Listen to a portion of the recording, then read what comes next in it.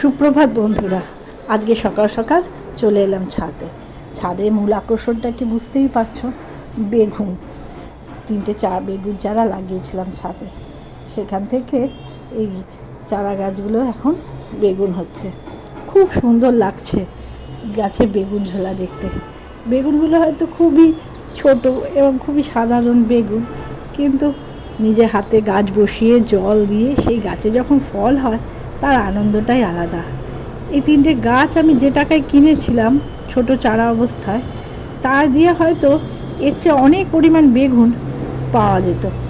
কিন্তু বাড়ির ছাদে এই ছোট্ট থেকে ফুল আসা গাছটা, তার মধ্যে সে ফুল থেকে ফল ধরা এবং প্রত্যেক সময় একটা আশা নিয়ে গাছে জল দেয়া, তার যেন অনুভূতিটাই আলাদা, তাই না? তারপর সেই গাছ থেকে যখন বেগুন পাড়া হয় তার মজা মনে হয় যেন অনেক গুণ বেড়ে যায়। দুটো গাছে এরকম লম্বা লম্বা বেগুন হয়েছিল, বেশ অনেক কটাই হলো বেগুন। আর কিছু কিছু রয়ে গেল, ওগুলো থাক, পরে পারবো। আর 3 নম্বর গাছটা আবার গোল বেগুন হয়েছে, গোল গোল হয়েছে, ওটা এখন আর নিলাম না। ঠিক আছে, ভালো থাকবেন, সুস্থ থাকবেন।